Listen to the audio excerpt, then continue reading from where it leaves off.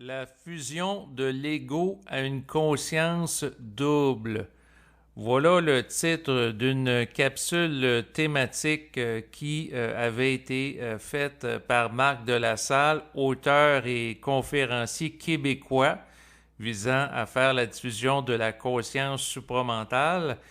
Et par rapport à cette étude, j'avais fait cet enregistrement en fait avec lui en date du 29 novembre de l'année 2017 et la démarche est celle-ci. Donc, Marc, dans un premier temps, avait rédigé un texte et par la suite, j'en avais fait la lecture et je m'étais préparé des questions à lui poser dans le cadre d'une entrevue. Et c'est la raison pour laquelle que dans les prochaines minutes, lorsque vous allez écouter l'enregistrement, par moment, je vais faire référence au texte. Et le texte, vous pouvez y avoir accès gratuitement en cliquant sur le lien web en bas de cet enregistrement. Donc, bonne écoute. Bonjour et bienvenue à présent à cette première étude thématique qui va avoir cours avec Marc Delassalle, auteur et conférencier. Le sujet qui va être abordé aujourd'hui, la fusion de l'ego à une conscience double. Alors ici, David Lévesque qui parle et bienvenue Marc Delassalle. Donc ça va bien? Oui, ça va bien, David. Excellent. Donc, c'est un honneur pour moi de débuter cette série d'études thématiques qui vont porter sur différents sujets. Donc, pour débuter pour l'étude présente, dans un premier temps, bien entendu, la question se pose, à savoir, pour toi, qu'est-ce qu'est la fusion de l'ego, à une conscience double? Et pour répondre à cette question, bien sûr, il serait pertinent de définir qu'est-ce qu'est une conscience double. Donc, une conscience double, la première chose, c'est la réalité psychologique de l'ego. L'ego doit comprendre comment il fonctionne dans la matière. Il doit connaître sa psychologie de tous les jours, là, appliquée en relation avec les événements, en relation aussi avec les pensées qui y passent dans la tête. Mais il y a aussi la dimension psychique qui doit être intégrée par l'ego sur le même plan. C'est-à-dire que tout ce qui se vit dans la matière se vit aussi en lien avec l'invisible parce que les pensées viennent de l'invisible et l'ego n'est pas peut-être assez encore éduqué par rapport au phénomène de l'invisible ou de la manière que l'invisible peut agir sur lui. Et il pense que finalement, sa psychologie à lui, il apprend vraiment personnellement, et alors que bien souvent, sa vie est totalement impersonnelle, puis il ne le sait pas, parce que il ne sait pas que les pensées qui descendent dans son canal viennent tout simplement soit d'une source lumière, le double cosmique, ou soit d'une vibration liée à une mémoire en lien avec l'âme sur le plan de la mort. Et dans une conscience psychologique, l'ego, lui, dans la matière ou sur la planète, il pense vraiment que c'est tout lui qui décide de tout, que tous les événements qui lui arrivent, c'est lui qui peut en contrôler les événements, La cause, là? la cause, et aussi que la solution va venir de lui, et alors que dans la réalité d'une fusion de l'ego avec une conscience double, l'ego devient impersonnel. OK. Et à ce moment-là, la fusion de l'ego à une conscience double, c'est parce que là, il va fusionner avec la partie psychologique avec laquelle il est déjà en contact, puis aussi la partie qui est plus éthérique. Ouais, mais ça fait pas l'un et les deux se côtoient. C'est pas un premier d'abord. C'est que plus tu es conscient de comment tu fonctionnes en tant qu'ego, puis là tu découvres un peu plus que ta personnalité, c'est elle qui t'a amené à te protéger dans la vie de tous les moments difficiles, et la personnalité aussi t'a aidé à supposons te dynamitiser en milieu de travail parce que tu as du leadership ou tu es un bon communicateur ou quoi que ce soit. Elle a permis ces deux-là, mais en gros, c'est pas ta personne, la personnalité, parce que c'est un lien que tu as avec l'âme. Donc, plus tu comprends que la personnalité peut te jouer des tours, plus tu comprends aussi que ton interrelation avec l'invisible se fait au détriment de toi pour te faire à croire que toutes tes pensées viennent de toi et dans le fond, c'est pas nécessairement le cas.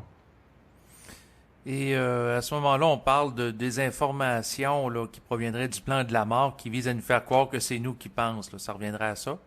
Oui, parce que depuis des millénaires, l'individu est programmé dans une conscience assez animale, on peut dire, parce que l'ego n'a jamais pris conscience qu'il pouvait être gouverné par en haut.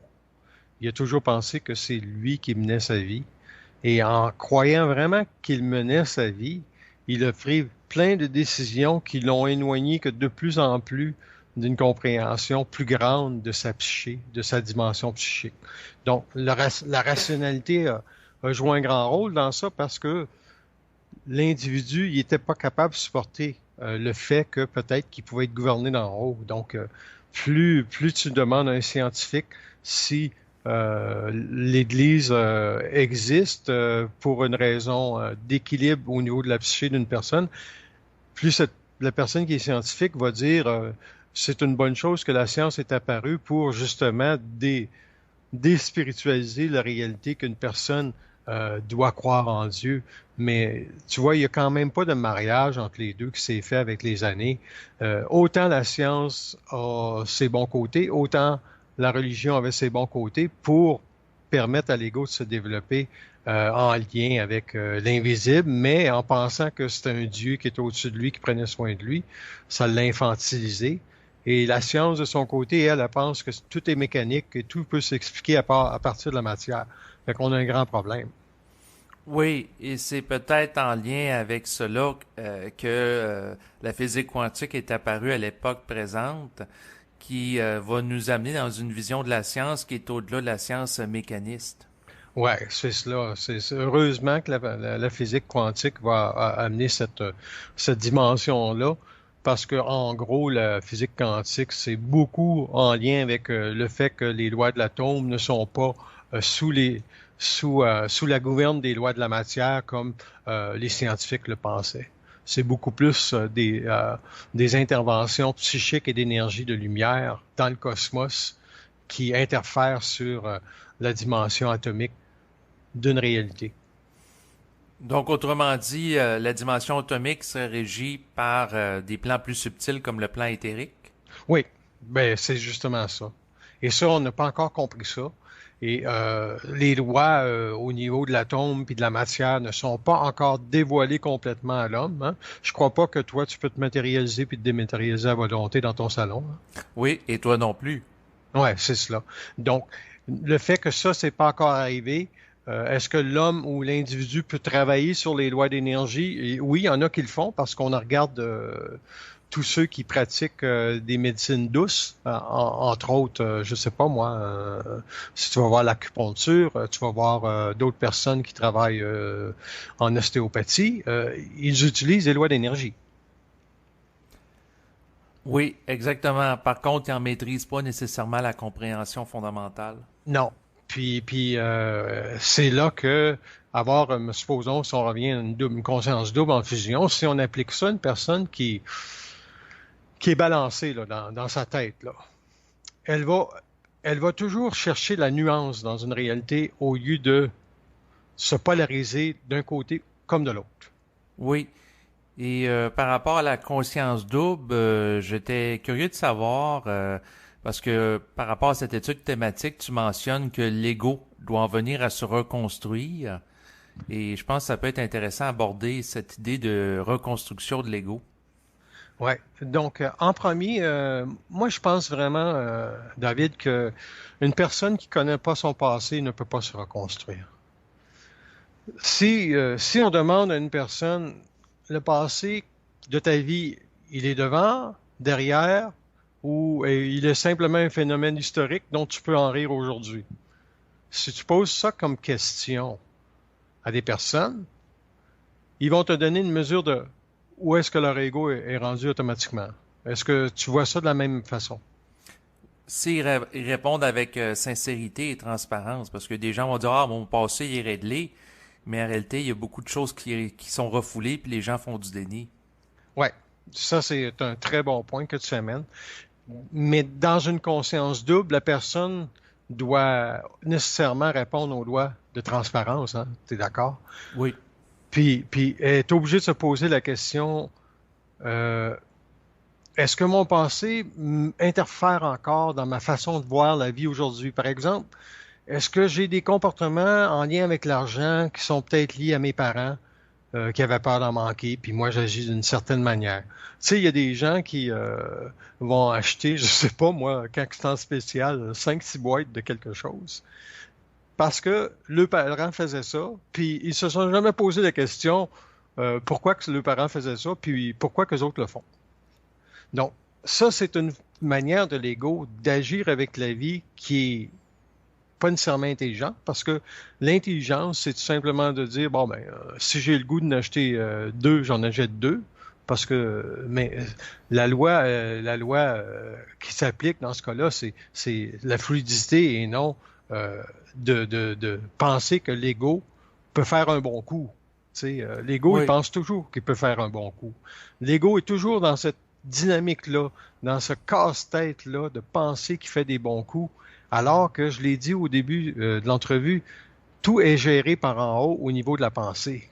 Si supposons que toi, tu dois gérer une situation, par exemple un accident de voiture, de telle manière, c'est parce que, à quelque part, tu dois regarder aussi qu'est-ce que ça amène dans ta dimension psychique, cet événement-là. C'est pas juste un événement matériel. On peut pas juste lier l'événement de l'accident de voiture au fait que l'ego, finalement, manqué son arrêt ou a pas fait son stop parce qu'il a été coupé dans sa tête. Il y a une dimension psychique qui est interreliée à cet événement.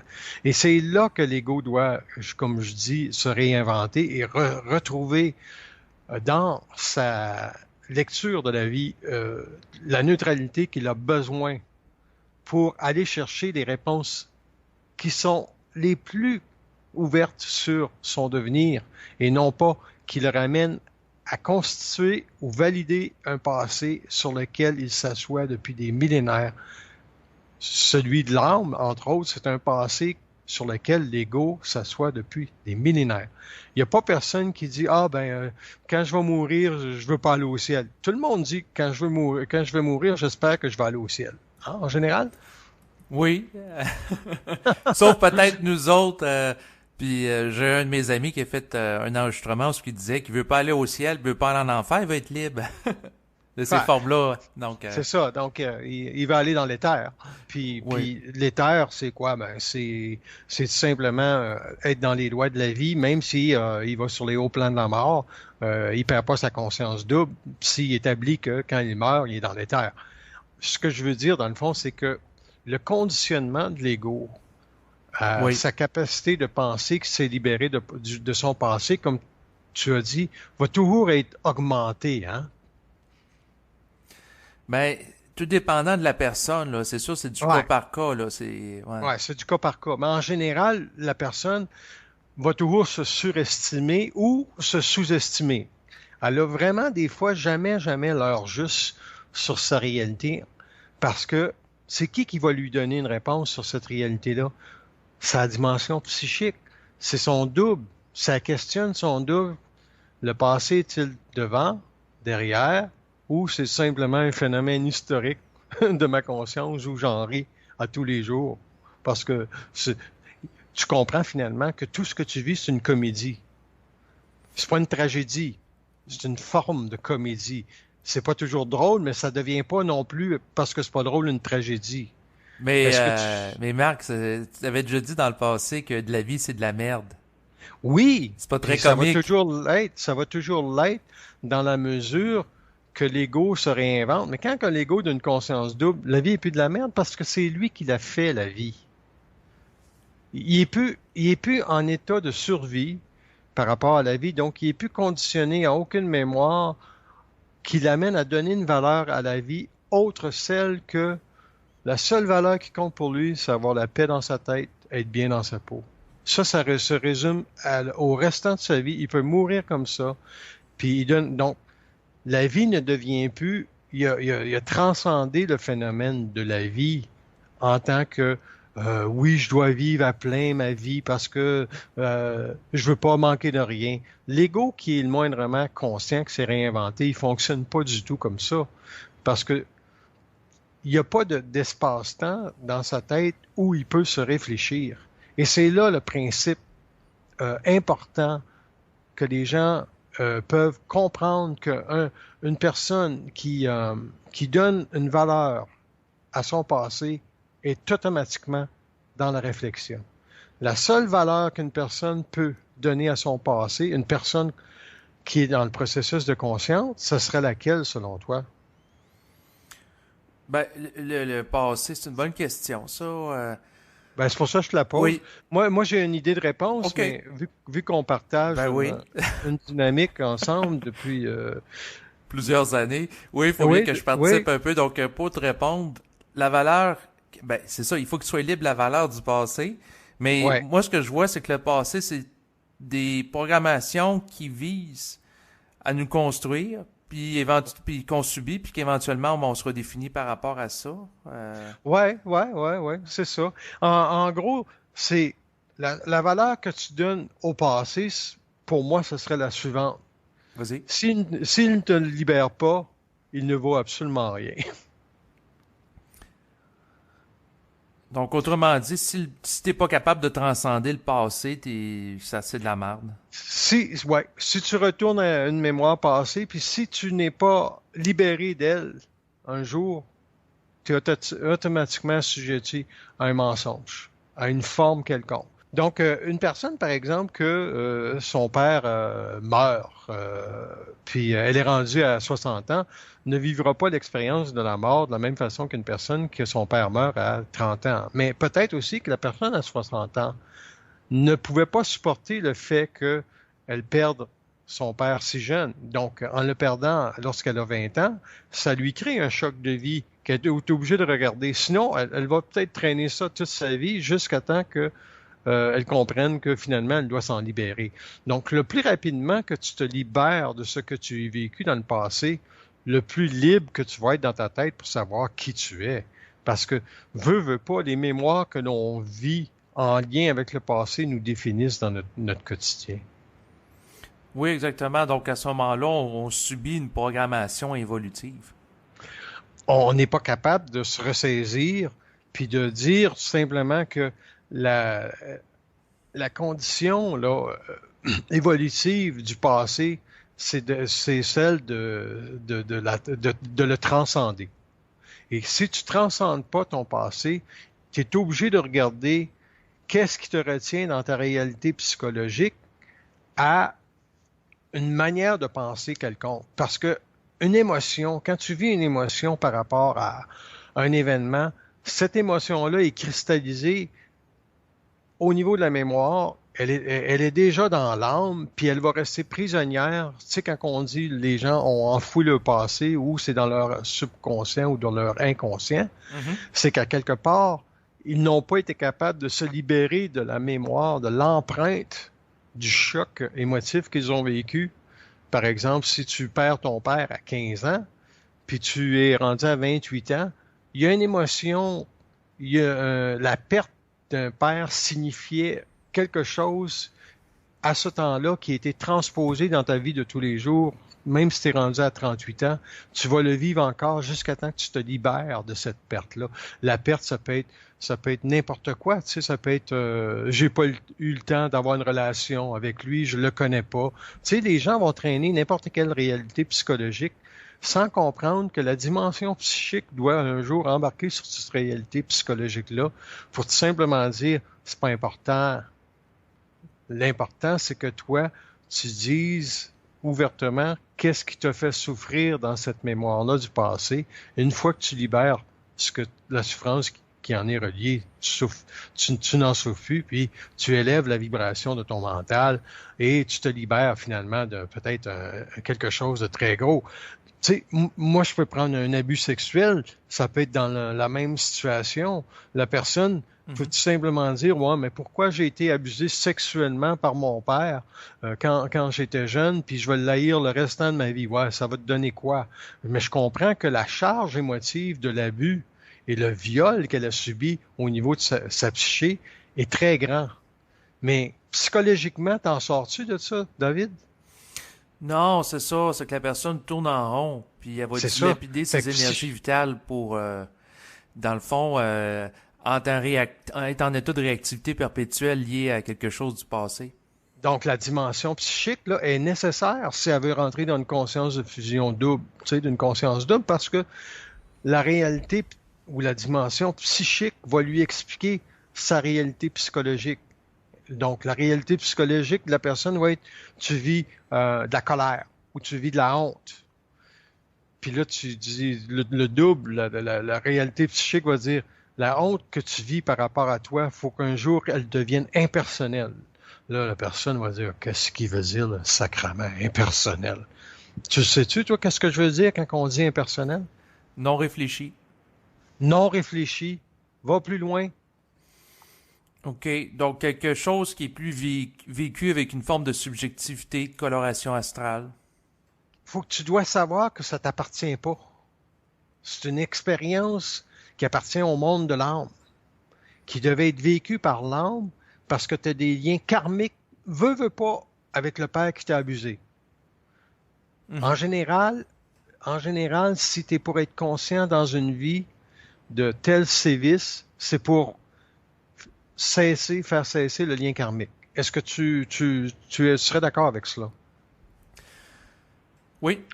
Oui. Donc, une personne qui est amenée. Puis là, je veux pas minimiser ceux qui vivent ça, mais il y a des gens qui pourront pas aller dans une conscience double puis revisiter cette mémoire-là parce qu'elle a fait trop souffrir.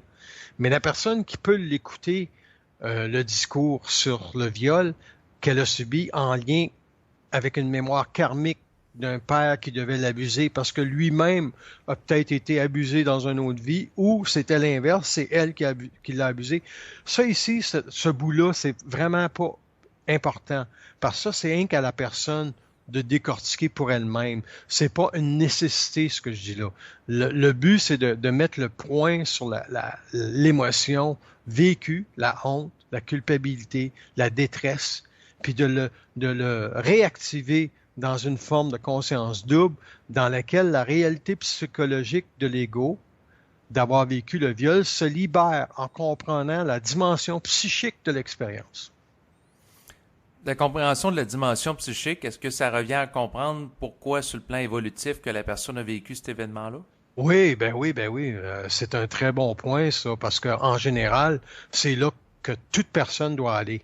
Mais il y a une autre problématique dans ça, c'est que la personne, en tant qu'ego, est-ce qu'elle peut y aller, là? Est-ce que là, elle a de la nuance en elle? Est-ce qu'elle a du discernement dans elle? Est-ce qu'elle a la fluidité dans elle pour aller là? Ça veut dire que là, c'est la qualité de son double qui va déterminer le reste. Est-ce que tu penses qu'il y en a des consciences qui sont toutes fusionnées avec un double d'une très grande intelligence? Non. Non. Donc, en gros, le double a pas assez d'expérience au niveau de la forme pour amener l'ego à une vibration supérieure en lien avec sa cosmicité, son universalité. Mais ça ne veut pas dire que le double n'est pas intelligent. C'est juste que son mandat n'est peut-être pas pour l'amener à fracturer complètement l'éther de la lumière pour simplement affirmer sa conscience double. C'est pas tous les doubles qui vont amener les individus sur la Terre à vivre une fusion. Tu es d'accord? Exactement. Donc, c'est sûr que présentement, ça concerne d'ailleurs un petit nombre de personnes. Oui, puis à ce niveau-là, les doubles se communiquent entre eux autres, puis chaque double sait très bien qu'est-ce que le double va accomplir avec telle personne, etc. Donc, la dimension psychique, les gens la voient pas, mais C'est sûr que si les forces de la lumière veulent établir une confrérie, comme je parle dans mes livres points, le dernier livre point que j'ai fait sur mon site Internet, c'est sûr que les doubles doivent se parler. Ça veut dire que l'individu, en tant que personne euh, de conscience avec son ego et l'invisible, doit être capable de voir l'autre personne devant elle et savoir c'est quoi la qualité sonore de sa parole en lien avec l'indivisibilité de sa conscience qui ne sera pas recoupée de la lumière. Donc, si un ego parle, par exemple, puis il peut être habité de son double, mais tu vois qu'il y a encore dans sa conscience de la naïveté ou encore il y a des traits superficiels au niveau de l'orgueil mental parce que c'est pas, il n'a pas traversé son propre mensonge au niveau de son passé. Ça va se sentir, ça. Puis une personne comme ça n'aura pas la capacité vibratoire de tout simplement réinventer sa conscience à un niveau éthérique suffisamment élevé pour ne plus appartenir à l'expérimentation involutive de ce que la Terre a connu dans les années passées. Oui, exactement. Donc, autrement dit, si la personne dans sa parole a une coloration astrale, une coloration subjective, Oui, coloration, c'est le bon mot, ouais. c'est ça. C'est sûr qu'en lien avec ça, à quelque part, ça la disqualifie d'appartenir à la confrérie des individus qui vont former la régence planétaire. Ouais, disqualifie, ça se fonctionnera pas nécessairement au niveau d'une disqualification. Le mot pourrait être ajusté, nuancé pour ne pas brimer la conscience des personnes qui écoutent un enregistrement comme ça, parce que disqualifier, ça peut revenir à une forme d'élitisme, alors que la confrérie ne sera jamais une affaire d'élitisme, ça va être une question de vibration. Et dans la vibration, les personnes doivent se reconnaître. Et si une personne doit accéder à une lumière plus grande, elle ne sera jamais en réalité disqualifiée. Elle va tout simplement être reconnue au niveau de sa conscience, d'où elle doit être dans le positionnement de son autorité par rapport à sa propre vie personnelle dans la matière. Donc, elle n'a pas nécessairement un rôle à jouer important sur les plans invisibles, et ça, elle doit l'accepter. Et donc, elle n'est pas, comme tu vois, disqualifiée. Oui, tu fais bien d'apporter la nuance. Ouais. Donc, c'est sûr que, en tout cas, tu me diras ce que tu en penses, mais moi, la façon que je vois, c'est que la confrérie des gens qui vont générer une conscience supramentale sur Terre va quand même y avoir un filtrage concernant les individus qui vont y participer. Ouais, mais c'est une question de vibration, David. Puis la vibration établit automatiquement l'adhérence ou la prestance de la candidature. Et c'est comme si elle ne peut pas être refusée.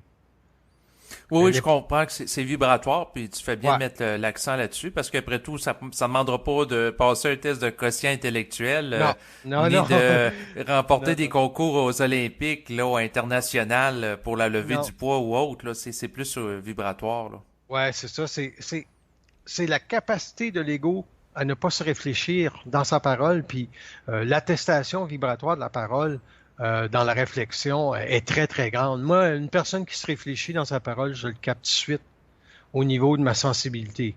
Parce que quand on parle de vibration, il faut qu'on comprenne que c'est une interception de la lumière par la sensibilité extrasensorielle de l'être de toutes les formes pensées qui peuvent venir en lien avec une réalité cosmique. C'est ça une vibration. Oui. Puis, pour ce qui est de la confrérie, est-ce que toi, tu vois ça sur un horizon de 100 ans, de 1000 ans, pour Oui, son oui, émergence? oui, oui, oui, OK. oui, oui. C'est une longue construction. C'est une longue construction, mais des bases doivent s'asseoir. Et ces bases-là vont s'asseoir sur des consciences des gens qui, déjà en société, puissent parler librement, sans se réfléchir au niveau de la constitutionnalité des lois de l'évolution de l'homme dans la matière. Si une personne qui parle, par exemple, publiquement, qui fait des conférences sur le supramental ou qui écrit des articles, et on sent de la réflexion dans son discours, et on peut voir à quelque part que elle donne de la valeur à ce qu'elle dit ou de l'importance à ce qu'elle dit, c'est que il y a un pont qui n'a pas été traversé, et c'est le pont du mensonge cosmique. Et ce pont-là, il doit être traversé par tous les hommes qui vont accéder à la confrérie. Et si tu me parles du mensonge cosmique, tu dirais en gros c'est quoi? Ben, c'est la retenue d'informations qui est faite par les plans, là. Donc, les gens qui sont sur les lois du mensonge cosmique sont encore sur le joug du plan astral. Puis il y a une nécessité encore, ce plan du mensonge cosmique-là pour les gens qui sont sous son joug, pour la simple et unique raison que si tu te traverses le mensonge cosmique ou tu te dissocies totalement de l'astral, ça veut dire qu'il y a plus de lumière qui rentre dans ton canal. Oui, exactement. Puis ces gens-là seraient pas capables de le supporter. Puis ça les Ah, protège de sombrer dans la folie parce qu'ils seraient pas capables de contenir le vide mental aussi. c'est ça, c'est pour ça qu'on en parle de cette façon-là, pour dire tout simplement que la confrérie, c'est pas n'importe quoi. C'est pas non plus quelque chose qu'on veut appartenir. C'est simplement une vibration à laquelle on est capable de statuer dans sa propre conscience que le droit de l'homme à être plus grand que la lumière sur la Terre en lumière est incontestablement une réalité cosmique. Et lorsque l'homme comprend ça, il établit que l'homme va protéger l'homme de toutes les manières qu'il peut pour pas le faire mal paraître. Là, je parle d'une personne qui est pas dans la conscience. Je parle, tu sais, tu rencontres quelqu'un, je sais pas moi, un travailleur qui te rencontre à ton bureau, puis tout simplement, là, on te demande de le présenter, mais tu vas le présenter, cet homme-là, sur le meilleur jour. Tu le présenteras pas pour l'humilier à quelque part. Donc, Mhm. c'est ça un peu, la confrérie. Donc, autrement dit, ça va être des gens qui vont en faire partie, qui vont avoir un respect total par rapport à l'être humain. Ah, intégral, intégral. Ils vont comprendre, tu sais, quelqu'un qui est dans la confrérie, là, c'est impossible au niveau du statut vibratoire qu'ils ne connaissent pas déjà l'agenda de l'autre qui est devant lui. Ouais, Par parce que vibration. c'est ça. Pas, pas Ouais, dans les détails, mais non. par vibration. Par exemple, moi, si je regarde ta conscience à partir de mon plan d'énergie, je sais où tu peux aller dans ma conscience. Mhm. OK? Mais je ne peux pas avoir la garantie absolue que ce que je vois de où tu iras sera simplement cela. Ça peut être plus grand que cela. Et vice-versa, dans le sens Et que... vice-versa. Et Oui. vice-versa, toujours. Ce n'est pas statique, c'est intemporel, c'est impersonnel, la confrérie, et ça fait partie du mandat cosmique de l'homme d'intégrer sa réalité psychique et sa réalité matérielle dans un seul noyau de conscience qu'on appelle la fusion, finalement. Et s'il y a présentement des gens qui écoutent l'enregistrement et qui aimeraient faire partie de cette confrérie, est-ce qu'ils ont des choses à faire? Non, non, non. Ils ont simplement à reconnaître l'état vibratoire d'une réalité sans la discréditer. S'ils sentent à quelque part que cela fait partie d'une vibration élitiste, mais qu'ils se respectent dans cela et qu'ils le dénoncent. Parce que l'élitisme ne fait pas partie de la confrérie. Ça veut dire que les gens qui en parlent se prennent au sérieux ou ils croient vraiment à leur affaire.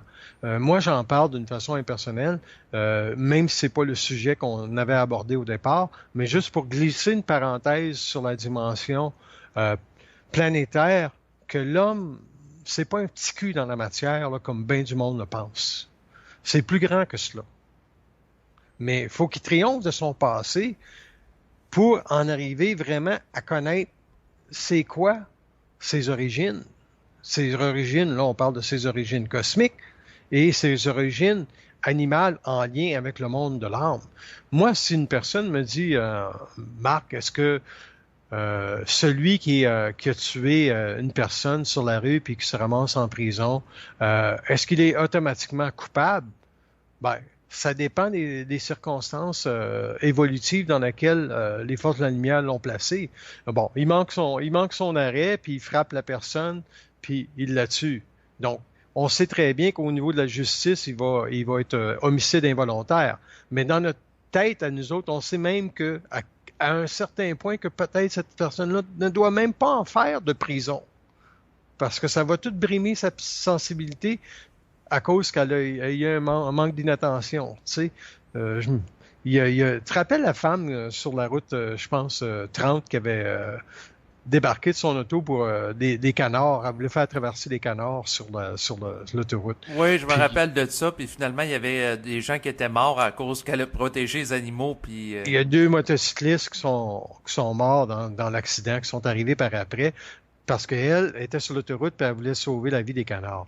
ouais. C'est sûr que c'est une expérience d'une naïveté totale de la part de la jeune femme qui n'a pas été capable de considérer et de mettre en nuance les dangers dans lesquels elle se positionnait elle-même et dans les dangers que les autres personnes allaient vivre en relation avec ces décisions. Mais tu sais, elle a vu un grand choc à cause de ça, cette jeune femme-là. Tu sais, toute sa vie a changé à cause de ça. Et c'est cela qu'on doit regarder.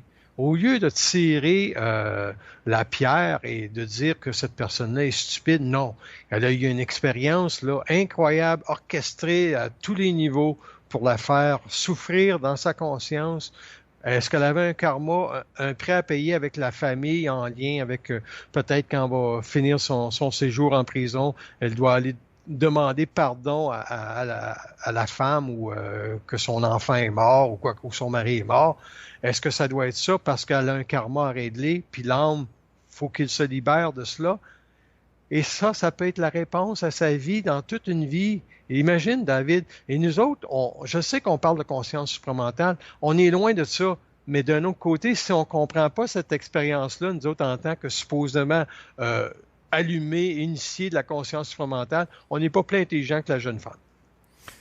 Oui, il faut être capable de comprendre qu'est-ce qui se passe. Puis en ce qui me concerne, je prétends aucunement d'être un initié parce que ça m'expose au niveau occulte à des luttes potentielles avec l'astral qui risquent d'être très virulentes. OK, on va définir initié. Regarde bien initié. Initié, ça ne veut pas dire quelqu'un qui a tout intégré les lois de la science cosmique, là. Initié, ça veut dire que c'est une personne qui a été amenée à un cheminement particulier pour découvrir le mensonge cosmique et aussi pour découvrir les lois de l'esprit dans la matière. Donc, tu me dis là maintenant que tu n'es pas un initié. Dans le sens que tu le décris, ça rejoint, oui, ma réalité. Oui. Sauf que dans la mentalité populaire, le problème, Marc, c'est que les gens vont s'imaginer que des initiés, c'est des gens comme Jésus, Bouddha, ouais, Krishna, des maîtres. Donc, notre travail à nous autres, David, c'est de démystifier les formes, de les fracturer et de recréer une composition atomique dans laquelle l'homme va pouvoir œuvrer sans se juger, sans se discréditer. C'est cela qu'on appelle la confrérie cosmique au niveau de l'homme. Il va protéger l'homme. Il va simplement établir c'est quoi la définition que lui entend définir pour que les personnes ne se fassent pas piéger dans une fausse identité.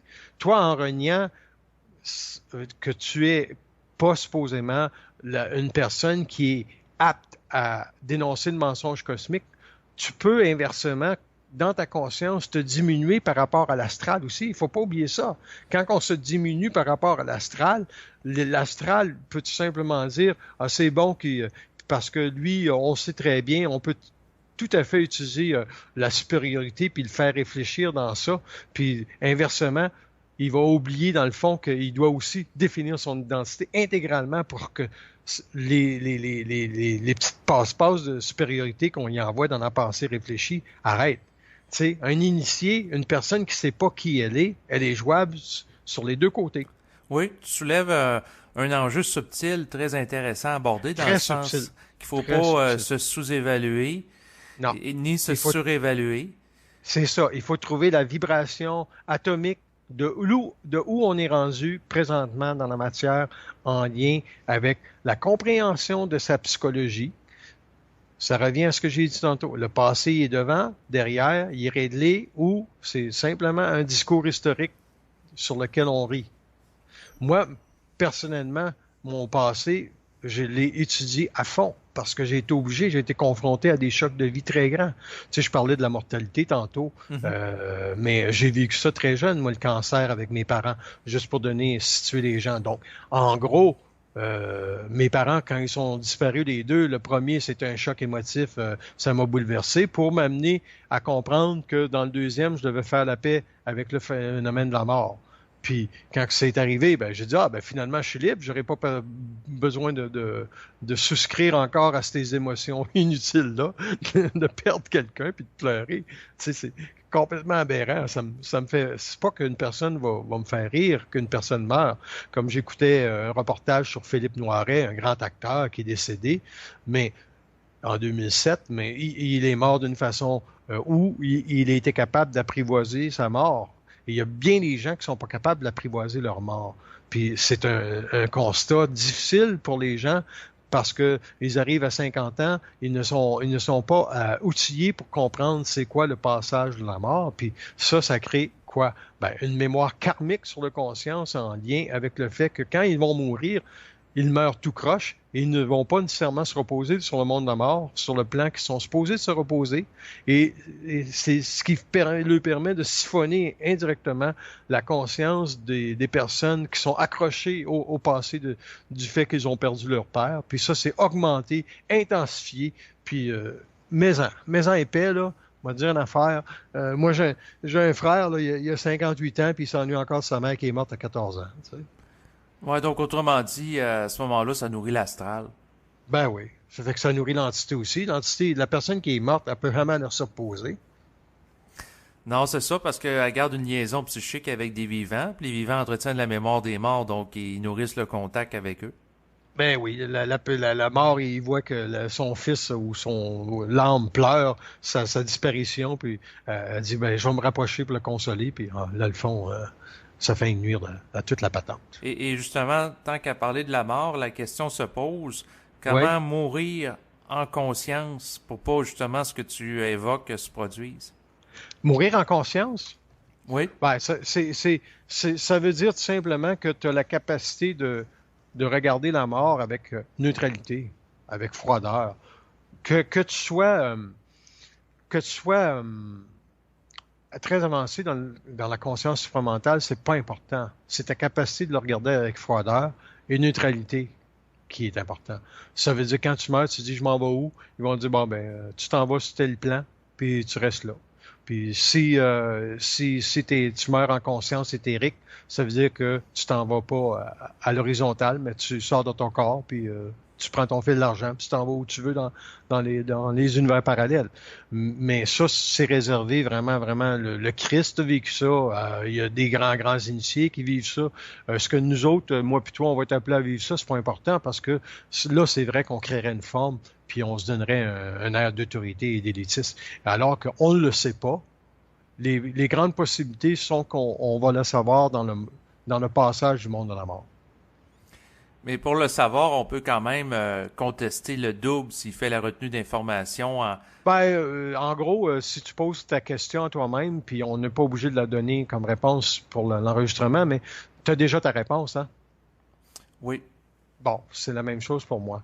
Donc, puis le but de ne pas la donner, ce n'est pas une question de censure, c'est une question d'authenticité en lien avec sa propre capacité de ne pas se réfléchir et de mettre de l'information qui nous desservirait l'un et l'autre pour des raisons tout simplement futiles qui seraient l'orgueil mental d'une expérience supérieurement supérieure à ce qu'on pense être. Ça fait que il y a des jeux d'ego dans la psychologie d'une personne qui doivent être amendés et à toutes les fois qu'une personne, son verbe ne va pas là où il doit aller et il se réfléchit dans ce verbe, ça veut dire que la personne est mieux de retourner à sa table à dessin puis faire ses devoirs parce que il y a des entrées astrales qu'elle ne voit pas.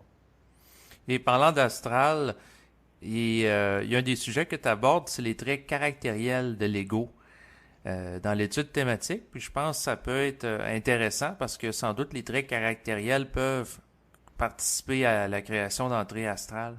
Oui, parce que on prend un enfant qui naît dans un milieu où les parents ne sont pas capables de le discipliner. Chaque enfant a des traits caractériels. Ce trait caractériel-là va grossir parce que les parents n'ont pas été capables de l'encadrer, l'enfant. Donc, c'est quand les parents ils disent qu'il y a du caractère, il y a un sale caractère. Puis, quand l'ego descend vers l'âge de 7 ans, dans la conscience de l'individu, le raisonnement est débloqué. Donc, l'enfant peut commencer à Mais je raisonner. t'arrête ici. De mon point de vue, l'ego se forme au moment de la première respiration où que le fœtus va sortir du corps de la mère, là, donc l'enfant qui est naissant. C'est plus une enveloppe caractérielle que j'appelle, moi, à ce moment-là. Je comprends ce que tu veux dire. Je me mets pas au niveau de la vibration d'une forme. Si tu dis que c'est cela, c'est cela.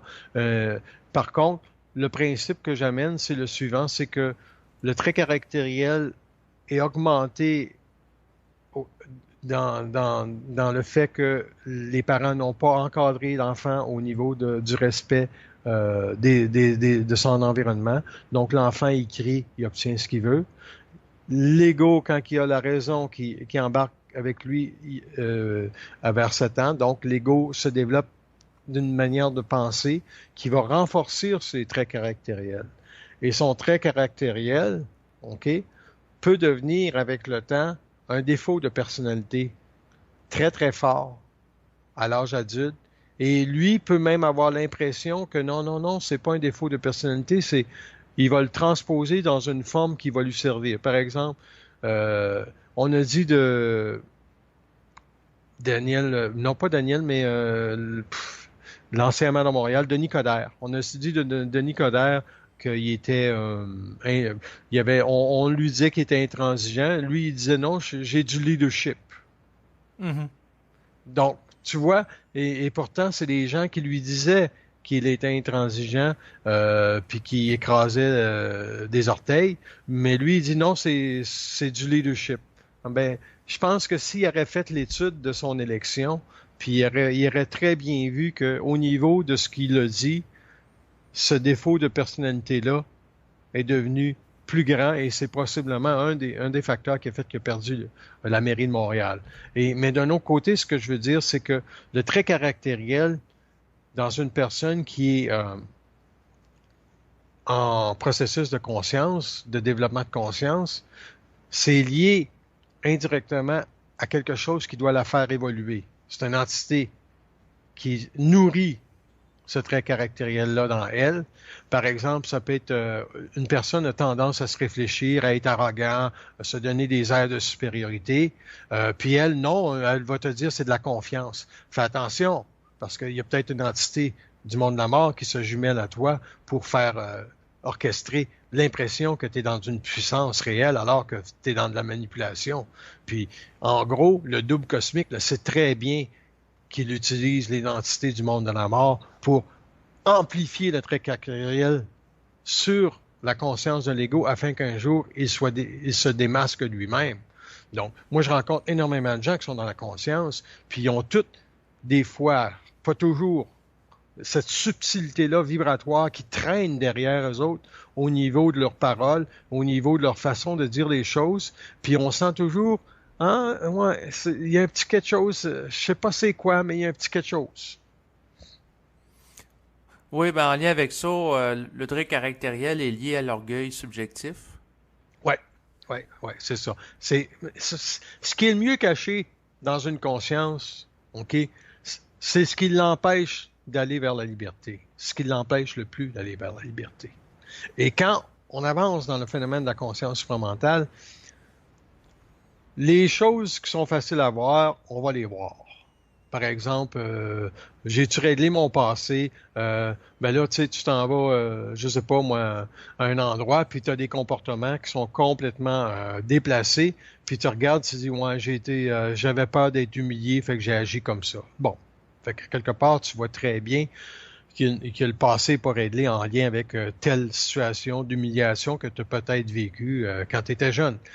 Mais c'est la manière dont tu vas t'avoir défendu dans l'expérience parce que ton trait caractériel va revenir. Là.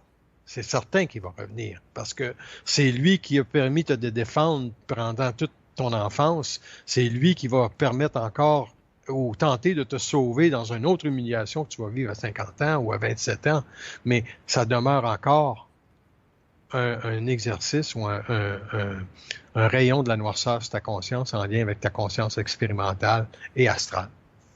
Donc, autrement dit, le trait caractériel, en fait, ça me fait beaucoup penser aux mécanismes de défense dont parle la psychologie. Ouais, ouais, ouais. Puis, mais si on l'augmente au niveau de sa dimension psychique, parce qu'au niveau de la psychologie matérielle, tu l'as bien expliqué, mais si on l'augmente au niveau psychique, c'est une entité qui se sert d'une capacité de l'ego à s'enorgueillir pour ne pas voir vraiment son vrai visage un jour.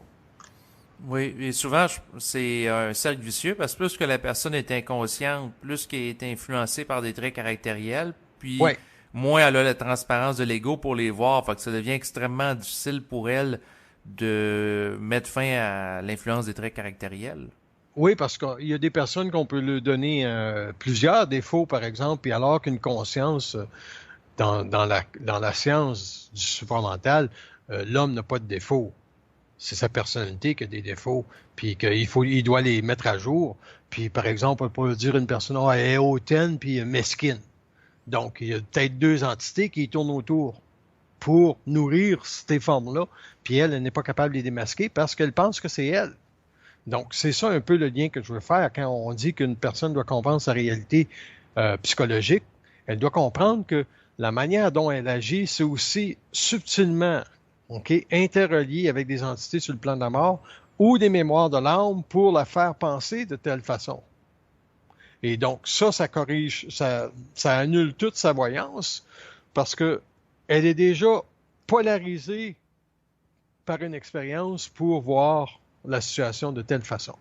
Donc, moi, si je regarde le phénomène de la santé, quelqu'un qui mange mal, ça me dérange pas. Quelqu'un qui mange bien, ça me dérange pas. Quelqu'un qui m'explique quelle valeur nutritive peut avoir tel aliment sur sa santé, ça m'intéresse. Parce que, dans le fond, moi, j'en ai rien à foutre de la morale. Qu'une personne mange mal ou pas, je connais-tu sa vie? Je sais-tu pourquoi qu'elle mange mal? Je sais-tu comment elle a vécu sa vie? J'ai pas de droit de regard. Si une personne mange bien puis est équilibrée puis je sais pas, moi, végétarienne, tant mieux pour elle, mais qu'elle vienne pas me dire après que parce que je mange la viande, j'ai un problème. Ou que je vais mourir plus jeune. Ou, tu sais, tu comprends-tu la moralisation? Ouais, dans Fait le que, sens qu'il faut pas que la personne s'impose à toi. ben, faut pas qu'elle s'impose, faut pas qu'elle moralise, tout simplement. Ben Faut oui, parce que qu'elle c'est une forme de domination. Ben, hey, que les gens sortent de leur propre mensonge, parce que ça fait partie du mensonge cosmique, de garder les gens dans un mensonge au niveau de leur propre psychologie où ils ne se comprennent pas. Exactement, parce que des fois, ce qui arrive, c'est que les gens mangent mal, puis là, ils découvrent le Saint Graal alimentaire, c'est-à-dire que ils Ils se entendent... polarisent de l'autre côté. C'est ça, exactement. Ils tombent d'un extrême à l'autre, puis là, ils se Donc, mettent dans les régimes, puis là, ils essaient de convertir tout le monde au régime. ouais, ouais, ouais. Il n'y a rien sur la Terre qui est mauvais, il n'y a rien sur la Terre qui est bon. C'est l'homme qui utilise sa conscience, sa lumière, pour établir que quand il décide de prendre une bière, parce qu'il est bien dans sa peau, puis ça égaye sa vie, il prend une bière. Que ce soit 9 heures le matin, 10 heures le soir, ça n'a aucune valeur pour lui. Mais il y a quand même des phénomènes de mal objectif, dans le sens que si on pense par exemple au niveau, je vois loin là, mais de l'énergie nucléaire et de la fracturation de l'atome, Ouais. c'est sûr que la radiation qui est occasionnée par rapport à ça, sur plusieurs siècles, ça peut avoir des répercussions extrêmement graves, là. OK. Si on fait une étude par rapport aux forces de la lumière en relation avec l'utilisation de l'homme, de l'atome et sa fracturation qui amène du nucléaire, si on fait une étude, puis je demande, Kim Jong, il fait quoi au niveau de l'expérience planétaire? Puis c'est quoi sa destinée mensongère au niveau de sa propre conscience, puis c'est quoi l'utilité de sa réalité en lien avec la réalité planétaire. Toutes ces questions ont toute une réponse. Et c'est quoi les réponses concernant ce dirigeant de la Corée du Nord? Voilà, je vais répondre ce que je peux dire, c'est que si nous n'utilisons pas des personnes pour fracasser les terres de la polarité ambiante des pays de se monter l'un contre l'autre, à quel moment pourront-ils être confrontés dans leur réalité respective pour voir finalement que ce qui doit arriver doit arriver. Donc, c'est ça la réponse. Ce qui doit arriver va arriver. Et Ouais, là, mais ça reste énigmatique, là. ben oui, mais moi je sais qu'est-ce qui va arriver. J'ai pas besoin de le dire. Je garde ça pour Non, moi. non, je comprends. Je veux pas te forcer non plus à Non, révéler non, non, ça. non, parce que là, regarde, j'ai parlé avec toi un peu des prophéties jadis, Oui. et tous les prophéties ont la capacité de se réaliser. Toutes les prophéties qui ont été émises ont la capacité de se réaliser. Oui. Par contre, Ça veut dire quoi pour toi? En lien, parle-moi en lien avec ta lumière, parle-moi pas en lien de ce que toi tu penses que ce que ça veut dire, parle-moi en fonction de ta lumière. Toutes les prophéties ont la capacité de se réaliser. Ça veut dire quoi ça au niveau de la lumière? ben, la lumière explore puis expérimente différentes potentialités à travers des multi-univers puis des réalités multiples. Donc, eux autres, ils jouent avec ces réalités-là au Pour niveau... faire quoi? Ben, ils font entre autres des études expérimentales. Ils regardent comment que le monde se comporte. Oui, bon, c'est bon. Fait qu'en gros, s'ils ont le mandat de se réaliser, c'est pourquoi par contre? Ils ont la capacité et le mandat de se réaliser. Chaque prophétie a la capacité et le mandat potentiel de se réaliser. Pourquoi que ça existe par contre? C'est ça que je veux savoir. OK. Ben, ça amène à réaliser à l'être humain que tout est su, tout est connu. Ah ouais, ça c'est intéressant. Tout est su, tout est connu. Puis du fait que une prophétie peut se réaliser, ça veut établir aussi que l'homme, des voyants, des sensitifs extrasensoriels, ont capté sur les murs de la civilisation à venir, à l'intérieur des annales probablement cosmiques de la création d'une planète Terre en voie d'expérimentation, les potentialités de destruction. Exactement. Mais pour en revenir au dirigeant de la Corée du Nord qui fait des tests avec des missiles Kim Jong, nucléaires, il est en forme, Kim hein? Jong-un, moi, Oh, il est en forme. ah ben lui, c'est sûr qu'en Tu la, développant de plus en plus des missiles sophistiqués qui là tu la peuvent... regardes aller, là. C'est Tu la ça, regardes aller. Et je ouais. pense qu'il est dans les années 50, quand les Russes faisaient sauter faisaient des expériences là, de nucléaire. Ils étaient tout excités. Mais là, en cette année 2017, on est au mois de novembre, j'écoutais tantôt un bulletin de nouvelles où il était question qu'il y avait présentement la capacité d'envoyer un missile qui pourrait atteindre toute la surface des États-Unis. Il y a quelques mois, c'était l'Alaska. Donc, sa Ouais, portée en termes d'attaque potentielle au niveau nucléaire augmente avec le temps ouais. et il n'est pas freiné dans ses initiatives de Non, tests. non. Et la raison se pose, pourquoi qu'on on laisse proliférer? La raison est simple. C'est que il n'y a pas de consensus vibratoire au niveau de la planète Terre, comment elle doit être gouvernée. Fait qu'il n'y a pas personne qui est capable de s'avancer dans un terrain neutre. C'est tout polarisé.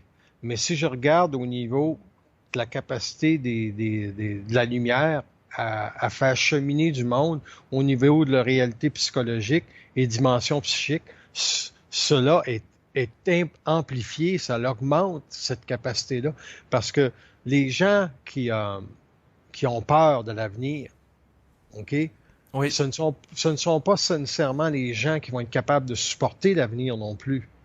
Mais s'il y en a un dans ça qui se pose les bonnes questions, et c'est ça le mandat de la lumière, il dit, on va, comme ils me disent, moi, tout simplement, dans ma conscience, que on peut fracturer n'importe qui quand on veut, où on veut, puis à quel moment qu'on veut le faire, en autant que l'on sait qu'est-ce qu'on veut faire avec lui. oui. Donc, autrement dit, quand que ça fera plus l'affaire des forces de la lumière, Kim Jong-un pourrait perdre sa place de dirigeant de la Corée du Nord. Oui, puis d'un autre côté, l'individu sensible dans sa conscience peut avoir un accident demain matin, se ramasser à l'hôpital, puis tout changer sa vie parce qu'il met la main sur un livre, mettons, l'invisible te parle, tu sais, quelque chose comme ça. Fait que là, ça l'amène à la conscience supramentale. Oui, Tous les chemins sont, comme Bernard de Montréal disait, tous les chemins sont bons qui mènent à Rome. Tous les chemins mènent à Rome, mais après, après Rome, il y a d'autres chemins. C'est ça que les gens n'ont pas compris. oui, Rome, c'est pas le bout du bout. C'est ça. Après Rome, il y a d'autres chemins.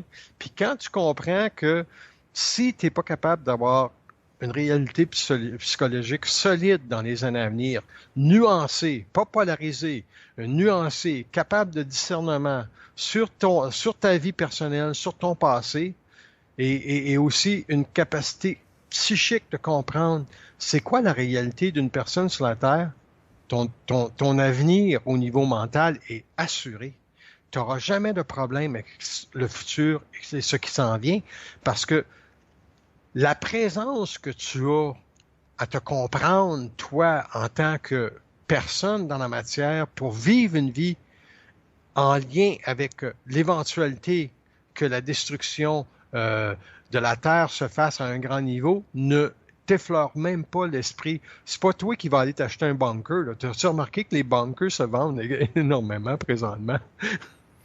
Ben, je sais qu'il y avait eu une période quand on était Ah, là, proche de l'année c'est revenu, là, 2012. c'est Ah oui? revenu, là, Ah oui? c'est revenu. Ah oui, oui, il y en a des milliers et des milliers qui se vendent récemment parce que les gens ont beaucoup d'argent, fait qu'ils investissent dans des bunkers. Tu penses-tu que tu veux te ramasser 7 pieds sous terre pendant 20 ans? Voyons donc. Non, non, c'est totalement lié à des scénarios peurs. Puis là, les gens achètent ça puis ils se font chevaucher par l'astral. Ben, Kim Jong, il sert à ça, tu vois. Il Oui. sert, il sert à polariser davantage le monde. Puis, il faut pas oublier dans le jeu planétaire que le Moyen-Orient n'a pas dit son dernier mot non plus au niveau de la dynamique de confrontation qu'il doit y avoir au niveau des forces religieuses sur les plans. Fait que, est-ce que Kim Jong est plus important que le Moyen-Orient? Les deux peuvent déclencher un tsunami mondial au niveau de l'économie. L'économie peut planter facilement. Donc, tu sais, on parle de prophétie, mais ça n'en est pas non plus parce que dans la réalité cosmique de l'homme, si tu regardes le phénomène du Bitcoin, Oui. il y a une réalité virtuelle dans cela qui peut être servie dans 20 ans, 30 ans, pour permettre une égalité totale ou qu'il n'y ait plus de paradis fiscaux parce que ça va tout être documenté par ordinateur. Chaque personne va avoir peut-être accès à un certain montant d'argent en équilibre avec la sensibilité qu'il a et c'est cela qui va être servir de monnaie mondiale. Tu vois qu'il y a des préformes. Oui, c'est sûr que le Bitcoin, cette monnaie électronique, peut avoir lieu aussi être piraté aussi. Tu sais, c'est capable du Oui, meilleur comme du pire, là, donc oui, mais c'est justement comme j'ai parlé de 20 ans, parce que les bases du Bitcoin sont pas nécessairement sous la régence d'une confrérie ou de gouvernements qui vont l'administrer, parce que les gouvernements se tiraillent déjà entre eux autres parce qu'ils ne sont pas capables de faire des lois universelles pour protéger l'individu. Ils protègent les grandes entreprises, les corporations, toutes les multinationales. Tu sais, c'est quasiment aberrant de comprendre qu'une multinationale, autant Google, Amazon, Apple, ont tous des paradis fiscaux, puis en général, ils vont œuvrer dans des pays où ils payent le moins d'impôts. Tu sais. Donc, exact.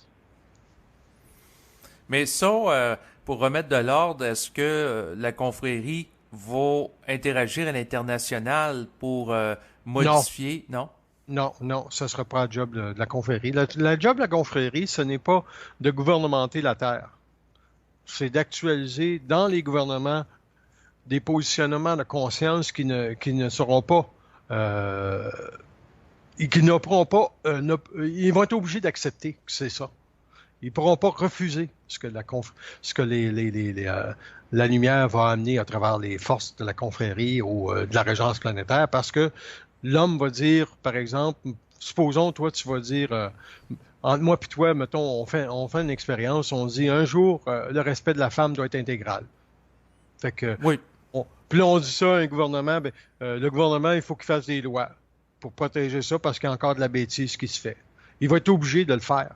OK? Donc, ça se fait tranquillement comme c'est là. Mais en général, la capacité de la confrérie à actualiser dans les gouvernements une ligne directrice va être très, très, très grande parce qu'ils vont avoir accès à l'invisible.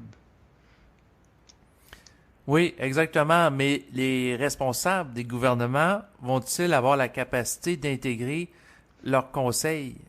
Ah, ils vont les arranger pour qu'ils ne puissent pas passer à côté. Ils vont avoir des êtres sensibles qui ne pourront pas passer à côté.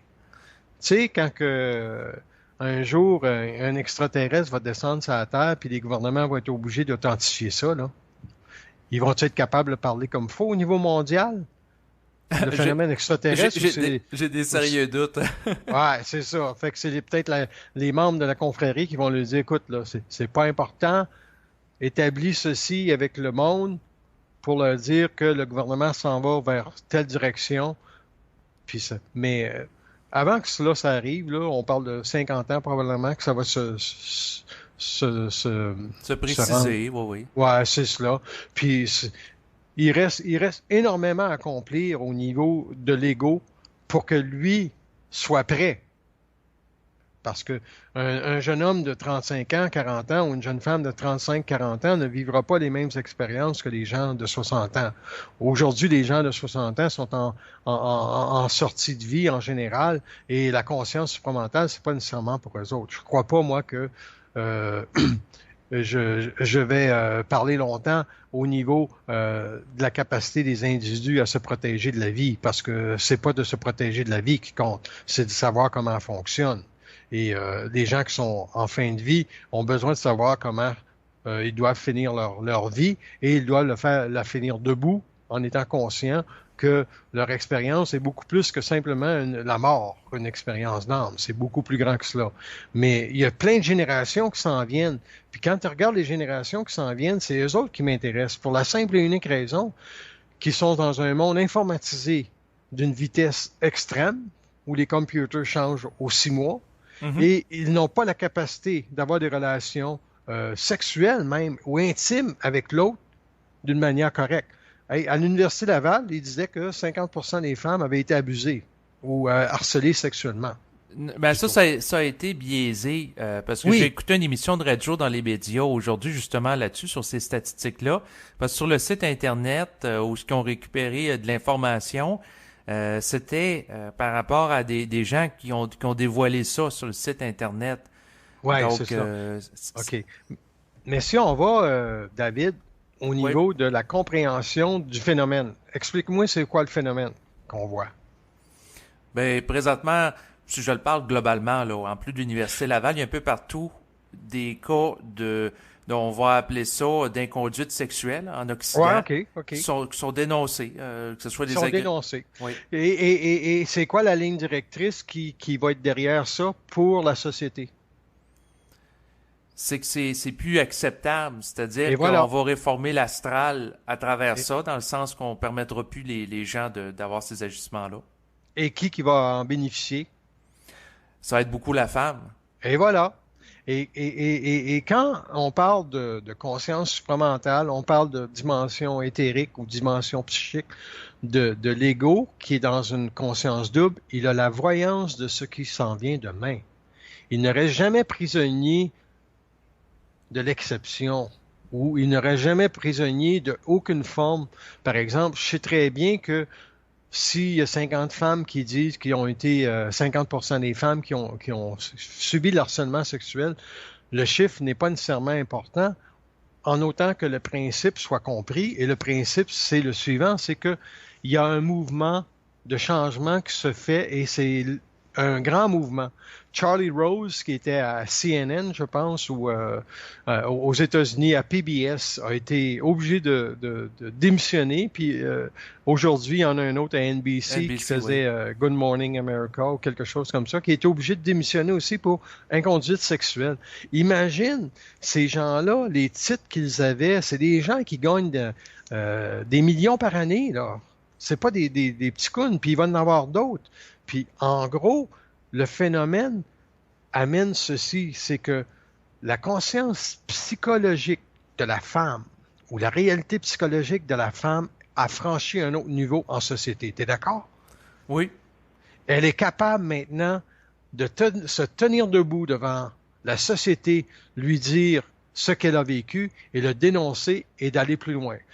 Dans les années 60, la femme a eu le même processus, la même émancipation au niveau. C'est pas vrai que je vais rester à la maison faire des bébés. Puis là, François Legault qui fait à la CAQ, il veut faire quelque des chose pour politiques augmenter. familiales, oui. Ben oui. Tu sais, il y a des femmes, on va dire, qui l'ont vraiment traité d'arriéré manteau, hein, parce que penses-tu vraiment que moi, là, j'irai pas travailler parce que M. Legault veut que j'augmente la natalité du Québec? Hey, va donc chier, pauvre connard. Tu sais, C'est ça. Quoique les femmes qui font le choix librement de vouloir s'occuper de leurs enfants, qu'elles puissent avoir un soutien financier ou des mesures fiscales du gouvernement qui va favoriser aussi ce mouvement-là, si ouais, elles le mais veulent.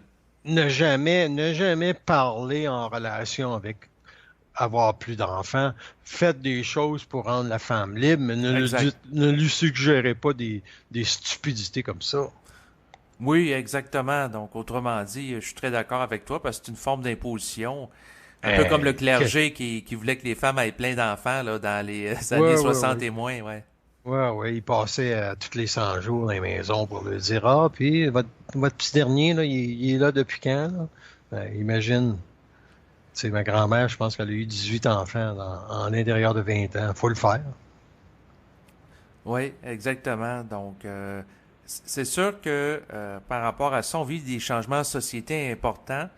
Et moi, le mouvement d'émancipation présentement, là, surtout de la femme, à travers cette volonté de dénoncer publiquement les inconduites sexuelles, je l'aperçois comme étant une préforme qui va mener éventuellement à dénoncer l'inconduite des entités astrales et mentales sur la psyché des êtres Ben, humains. hey, c'est à souhaiter, David, c'est à souhaiter parce que la réalité psychologique ne peut pas vivre d'elle-même. Elle doit être intérieure à une dimension psychique tout le temps. Puis le jour que la femme va s'émanciper à ce niveau-là, puis il y en a déjà qui sont déjà dans ces deux réalités-là, mais c'est très difficile juste de changer sa réalité psychologique. Fait que c'est certain que la dimension psychique de la femme n'est pas reconnue parce que elle a été soumise à l'autorité patriarcale des sociétés actuelles et elle sera encore peut-être pour encore 2, 3, je ne sais pas, 5 ans, parce que tant que la femme ne sera pas dans les postes de gouvernement, qu'elle n'aura pas de capacité de décider, ça va être très difficile d'inverser. Mais le fait que les abus sexuels sont dénoncés commence déjà à ébranler la structure des... Il y a des hommes qui doivent se sentir très malheureux de voir le territoire qu'ils perdent. Et puis, ils doivent se demander s'ils vont être dénoncés parce qu'ils ont abusé, mais quelqu'un qui n'a pas abusé doit aussi s'inquiéter parce qu'il doit se demander, oui, mais jusqu'où que on peut être mené dans nos vies par une société où la femme prend position toujours sur l'homme, puis nous autres, quelle va être notre place? Il y a des hommes qui se posent ça comme question, là. Ça va être quoi notre place demain? Inquiétez-vous pas, là. Tu sais. Oui, ben il y a Et- des hommes qui se sentent menacés, puis ils vivent Oui. avec l'état de l'insécurité en lien avec Ah ça. oui. Parce C'est qu'imagine s'ils sont pas capables de respecter leur femme dans leur couple, ça donne quoi? Je veux dire, la femme, là, elle va tirer de l'énergie de ce mouvement-là, même pour celui qui la respecte pas dans son couple. Tu n'as pas besoin d'harcèlement sexuel, là. Ça va très, très loin. Le problème, c'est que les écoles doivent être totalement éduquées de la réalité. De tout ce qu'on parle, là. Parce que s'il y a un mouvement de société qui doit se faire à l'intérieur de la société québécoise. Il va falloir que les sphères de la conscience puissent pénétrer un petit peu plus les dimensions de l'école, mais je ne sais pas si ça va se faire dans les prochaines années, là. Mais justement, c'est quoi présentement qui bloque cette capacité que cette conscience-là, justement, pénètre le réseau scolaire? Il n'y a pas assez de déséquilibre en société. Donc, autrement dit, il faut que ça aille plus mal. Ah oui, il faut que ça aille vraiment, vraiment mal avant que les gens s'intéressent à notre travail. Donc, autrement dit, il faudrait quasiment que Kim Jong-un envoie son missile sur les États-Unis pour qu'il y ait une guerre nucléaire entre les États-Unis et la Corée du Nord. Puis là, les gens vont être suffisamment brassés pour se poser des questions fondamentales. Puis d'un autre côté, en ayant cette réalité-là qui se concrétise, nous autres aussi, on va être mis en choc expérimental en lien si on a intégré ce qu'on avait intégré. Si on a intégré ce qu'on avait intégré, il n'y a pas de problème. Puis d'un autre côté, la lumière va prendre ascendance aussi à travers la régence planétaire pour protéger les individus qui ont la sensibilité psychique de former éventuellement cette grande cosmologie de la confrérie. Exactement. Mais ce que j'évoque, je vais rectifier le tir, là. C'était une façon sarcastique de Oui, dire... de dire que ça prend beaucoup de désordre pour amener de l'ordre. Et tu affirmes rien, mais c'est une mise en scène pour démontrer à quel point l'urgence d'un conflit majeur peut déstabiliser suffisamment les égaux de la Terre qui sont en pouvoir pour amener... mais je ne pense pas, moi, que si cela se produit, il va y avoir un alignement tout de suite des grands pays pour dire, OK, là, il faut être conscient, ça fonctionne. Ils vont tirer la couverture de leur côté encore et encore, peut-être 10-15 ans. Ça ne veut pas dire que Kim Jong fait son acte que du jour au lendemain, la Russie, la Chine, les États-Unis s'assoient à la même table puis discutent de l'avenir de la planète d'une façon totalement intelligente et augmentée d'une réalité d'harmoniser la Terre. C'est pas le cas présentement. Il n'y a pas d'ego préparé dans les gouvernements présentement pour amener un discours intelligent. Ça, c'est sûr et certain. Donc, autrement dit, la confrérie n'est pas encore descendue. Non, puis regarde, pauvre Justin Trudeau qui pleure. Je pense que ça fait 4 fois qu'il a pleuré là, cet automne. Puis il se déguise à l'Halloween avec son costume de Superman, puis puis tu sais, il sort du Parlement, puis il est Superman. On a tout un Superman, mais je veux pas le discréditer. Il y a une sensibilité qui fait que il a été mis au pouvoir sur les traces de son père. Il a été mis au pouvoir pour être aussi quelqu'un qui veut changer le monde, mais dans sa façon de vouloir changer le monde, il n'a pas la compréhension de la naïveté qu'il a pour l'invisible et pour le mal. Il ne comprend pas ce que c'est une société planétaire. Il comprend ce que c'est le Canada. C'est un peuple qui veut protéger ses frontières, mais il ne comprend pas, en tant que politicien, comme n'importe quel autre politicien dans le monde, il ne comprend pas la responsabilité psychique d'un président ou d'un premier ministre qui va interpeller dans les années à venir l'ordre absolu de la Terre en lien avec une conscience supramentale qui va permettre aux femmes d'être respectées à un niveau intégral et aussi à une confrérie de pouvoir élaborer davantage sur les lois qui doivent être amenées en public, par exemple, les lois de l'atome, à quelle vitesse il doit y aller, aussi les lois aussi au niveau de la capacité de faire des bébés en clonage.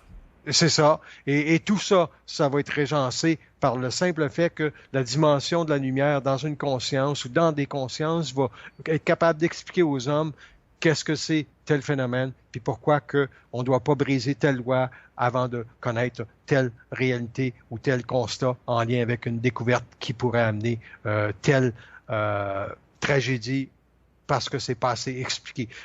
Moi, je prends le phénomène de la marijuana, c'est une aberration de dire à la jeunesse qu'on légalise la marijuana parce qu'on va avoir plus d'argent dans les poches du gouvernement. Puis également, le crime organisé, ben, on va lui enlever un pouvoir. Ben, si j'étais, donc, ferais partie, mettons, d'une confrérie et j'avais à agir sur le gouvernement, je lui dire, je dis, le problème, ce n'est pas la marijuana, c'est d'abord le crime organisé que vous tolérez et qui permet de détruire une société parce que vous n'avez pas l'autorité d'agir sur ces criminels-là qui n'ont jamais eu la beauté d'amener en société une construction pour construire un monde dans lequel l'harmonie va régner. Et c'est des destructeurs de la vie à grand niveau parce que c'est des forces de la noirceur qui pénètrent ces gens-là à une puissance magnanime et qui permet tout le décalage de la société en lien Mais avec la... concrètement, si tu serais politicien, qu'est-ce que tu ferais pour arrêter le crime organisé? Je ferai rien présentement parce que c'est pas le temps. Bon, mais ça revient aux mêmes choses que qu'est-ce qu'ils font. Oui, mais c'est parce que les autres ne savent pas que c'est le temps. Moi, je le sais que c'est pas le temps parce que je suis pas politicien. Mais les autres, s'ils étaient politiciens, ils devraient se poser la question pourquoi que c'est pas le temps. Parce que c'est le temps. Ben, Tu comprends? Tu comprends-tu ce que je dis? ben, c'est Vas-y ça que... vibratoirement, là. Vas-y Oui, vibratoirement. oui, c'est parce que Explique. je comprends que la personne qui est politicienne, qui vit une conscience psychologique, elle pourra pas comprendre que c'est pas le temps d'un point de vue vibratoire, étant donné qu'elle n'a pas accès à ce point de vue. Et c'est ça. Et puis, si j'étais politicien, j'amenderais toutes les lois de la noirceur sur la Terre du jour au lendemain. Donc, automatiquement, je peux pas être politicien, tu comprends? Parce que les gens ont des choses à vivre. Donc, autrement dit, tant que de l'expérimental planétaire qui sert à l'évolution, il y a un laisser-aller qui se fait, Ouais. mais en Moi, je même... suis, Oui. moi, je suis là pour, comme toi, pour les personnes extrasensorielles qui ont une capacité psychique d'inverser dans leur propre conscience les lois de la noirceur. Tu es d'accord avec ça? Tu fais le même travail que moi? Oui. Bon. Et à ce niveau-là, on sait très bien que ça peut pas être un mouvement de masse. Ça peut pas être un mouvement qui pénètre les gouvernements trop vite. Oui, exactement, parce que ça s'adresse à l'individu. Parce que moi, tu sais, je serais curieux, là, tu sais, à un moment donné, quelqu'un qui n'a pas un discours comme ça nous écouterait parler. Euh, la perception qu'ils auraient de nous autres, il peut pas dire qu'on est fou, je pense pas, hein? Ben, quoique, si c'est moindrement, ça sort moindrement de leur façon de penser habituelle, il y en a qui vont dire, ah, c'est des fous, ces gars-là qui parlent, ouais. Ouais, ouais, on frôle la folie, alors que dans la réalité de nos consciences respectives, on est dans le verbe le plus absolu de ce qui va devenir demain pour le commun des mortels. Moi, je n'ai aucune subtilité de penser que ce que l'on parle aujourd'hui ne sera pas là demain. Il n'y a rien qui va m'empêcher. Il n'y a pas aucune subtilité au niveau des plans éthériques qui me dire, ouais, peut-être que c'est pas tout ça. Non, non, je sais que c'est ça. Je sais que c'est cela. Et cela, il y a un temps pour le dévoiler et c'est pour ça qu'il y a des questions que je ne répondrai jamais dans un sens prophétique parce que notre job, notre travail à des gens comme nous autres dans la conscience, c'est d'établir par contre ce que tu sais et que tu captes est plus important que ce que tu penses qui doit arriver. Oui. Et c'est sûr que pour ramener ça sur la base individuelle, parce que dans ton document sur l'étude, la première Ouais. étude thématique que tu fais, t'affirmes que l'âme n'abandonnera jamais sa place à l'esprit. Jamais. Jamais, jamais, jamais, jamais. J'établis cette vibration-là pour la simple et unique raison que l'âme appartient aux lois de la mort.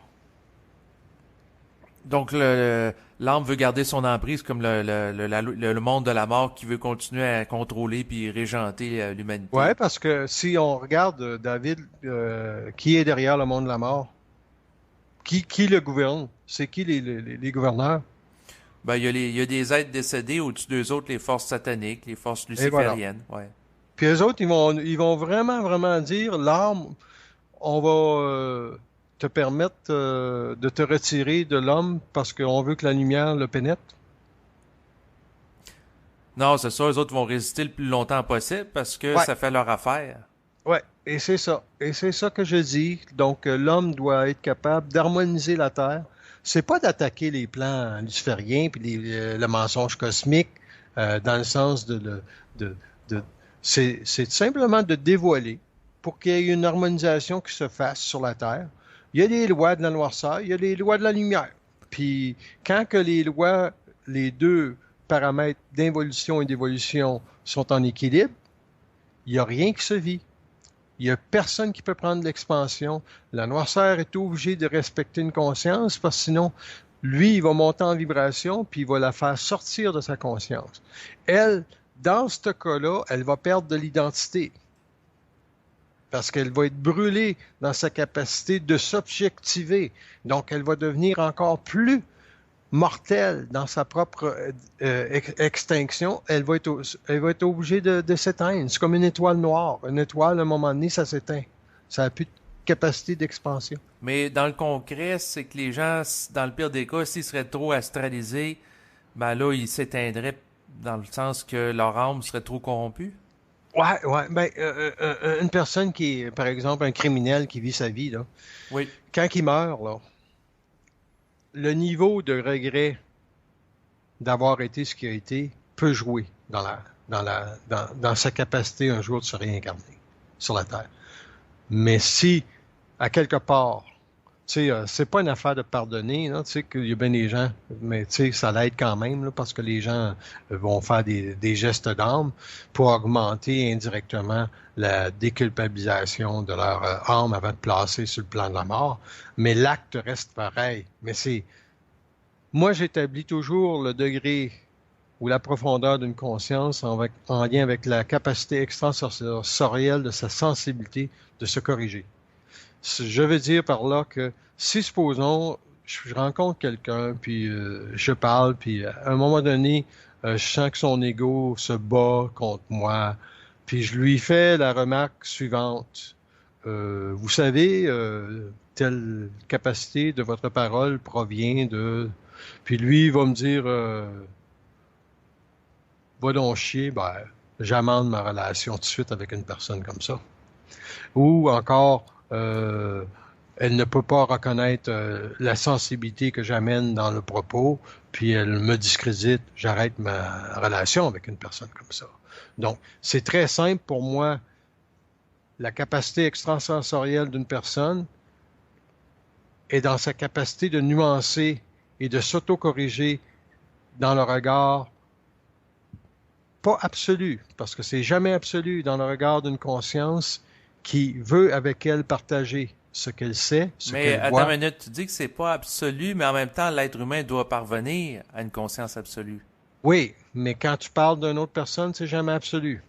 Ah oui, oui, ton regard par rapport à l'autre C'est personne. ça, Ok, ça oui, peut oui. jamais être absolu, sinon tu es dans un geste de vérité. Mais supposons que j'ai une ouverture sur toi, puis je dis, David, est-ce que tu reconnais telle forme chez toi? Tu dis non, non. Je dis, t'es certain? Puis tu vas dire non, non, pas du tout. Puis 2 minutes plus tard, euh, il y a quelque chose qui survient, une intervention qui survient, puis cette intervention-là met en lumière encore ce que je viens de dire. Je vais dire est-ce que tu le vois, ça?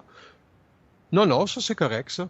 Ça veut dire que je n'ai plus de relation possible avec toi à ce moment-là ou avec l'autre personne parce que elle n'est pas la capacité sensorielle de s'auto-étudier pour explorer sa conscience, explorer sa psychologie et accélérer la dimension psychique de son être en lien avec la lumière qui est dans moi, mais qui ne veut pas nécessairement changer l'autre, mais qui ne peut pas supporter la vibration de l'autre encore inutilement. Ça se comprend, ça?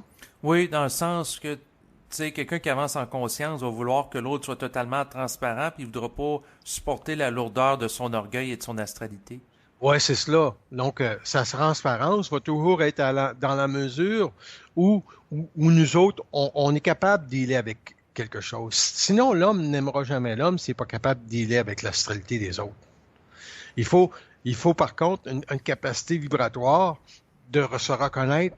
Ouais, moi, je vais passer 1 heure avec telle personne, mais plus qu'une heure, là, c'est déjà pas tout. C'est déjà ma limite. Mais la personne n'aurait jamais sur une position, oh ben là, je la vois, puis ça va durer 1 heure, puis à 1 heure, je m'en vais. Non, c'est pas comme ça fonctionne. L'autre personne peut être mis en vibration par rapport à sa propre conscience ce jour-là pour égayer ta vie à toi. Puis toi, tu ne sais pas, puis finalement, tu vas passer 4 heures avec elle.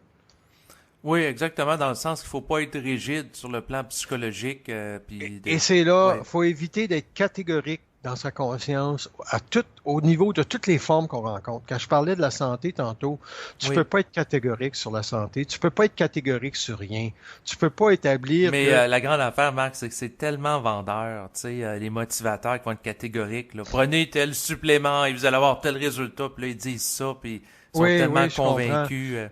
Oui, c'est cela, mais c'est tellement un discours d'ego, de vendeur, comme tu dis, de leadership. Ça va passer pour un bon communicateur, mais dans le fond, quand on parle de conscience supramentale, puis on parle d'une personne qui veut intégrer sa propre lumière, la seule manière qu'elle peut le faire, c'est de regarder dans ce que l'autre dit, si ce qu'elle voit est réel ou pas, puis de se respecter elle dans ce qu'elle voit.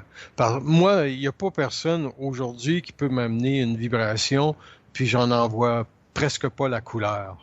En partant, je vois la couleur parce que ma grande capacité à avoir accès à la sensibilité de l'autre, c'est ce qui me protège de l'astral de l'autre.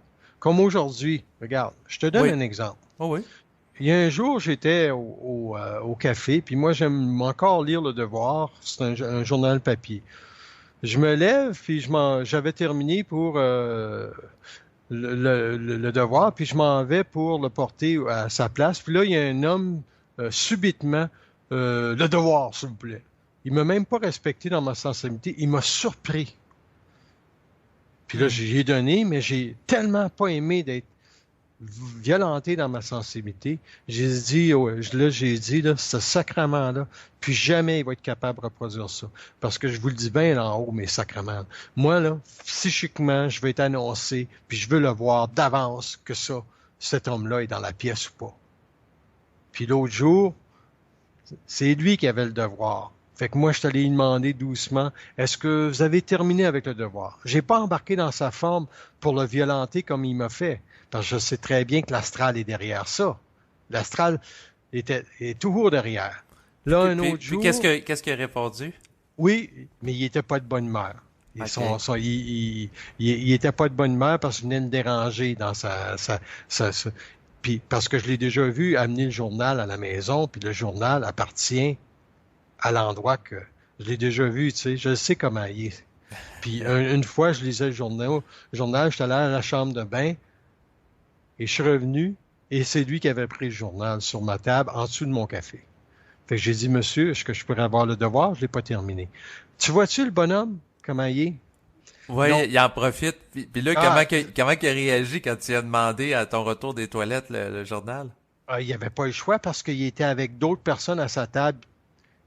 Puis les autres l'ont regardé tout de suite, puis il a pris le journal, il me l'a redonné. Mais tu voyais tout l'inconfort. Mais moi, jamais j'ai voulu l'humilier. J'ai rien fait un rappel à l'ordre. Exact. Puis l'autre jour, encore, je le vois arriver, je sais qu'il va me demander le journal, fait que je le prépare, puis j'y présente le journal. Aujourd'hui, il rentre dans la pièce, il me voit pas, puis moi je le vois, puis là je lui montre le journal. Fait que il était déjà assis, il a pris le journal, il a changé de place, il est venu s'asseoir à côté de moi parce que là il voulait me parler là.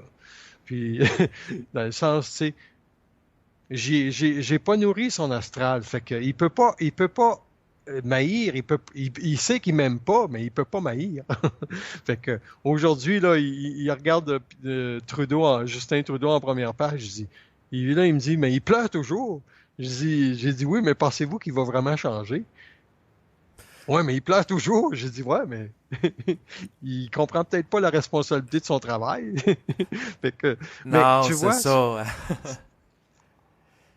Mais c'est ça, c'est En gros, intéressant en de. gros, en Oui. gros, il faut avoir une voyance de la réalité astrale des gens qui nous entourent. Et moi, dans la réalité de l'intégration d'une réalité psychologique et d'une dimension psychique, c'est un, c'est une actualisation que tu es obligé de faire en lien avec ton double, en lien avec les forces en lumière, que le connerie, là, ça passe pas. Puis que toi, ta voyance pour protéger ta sensibilité doit être augmentée.